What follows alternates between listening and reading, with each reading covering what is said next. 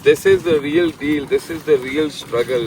تو یہاں کے لوگ، یہاں کے بچے اور یہاں کے جو فیملیز ہیں ان کو یہ روز 2-3 گھنٹے کا اسٹرگل کرنا پڑتا ہے، اب جا کے یہ 5-6 کین ان کو مل جاتے ہیں یہاں پہ۔ تو اس سے کتنا گزارا ہوتا ہوگا ایک گاؤں کے اندر آپ اندازہ لگا سکتے ہیں۔ یہ ابھی 3 گھنٹے کی محنت کر کے یہ لے کے آئے ہیں، اینڈ دس چیپ یہ خالی کین لے کے جا رہا ہے اس ٹائم پر، بھر کے لے کے آئے۔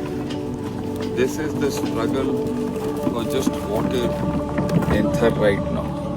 السلام علیکم ورحمۃ اللہ وبرکاتہ۔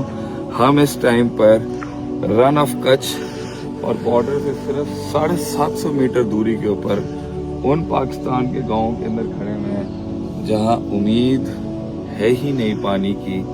یہ ہے وہ اسٹرگل جس سے ایک عام انسان گزرتا ہے، اور ہم وہاں کھڑے ہیں جہاں ہم گارنٹی سے کہہ سکتے ہیں کہ یہاں پر کوئی نہیں آیا کام کرنے کے لیے۔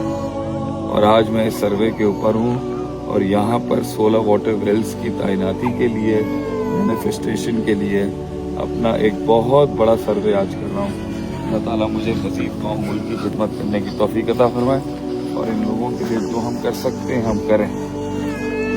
یہ کوئی آسان کام نہیں ہے، handling the problems of these people over here۔ یہ بالکل ایج ہے، this is the last edge where Pakistan stands over here۔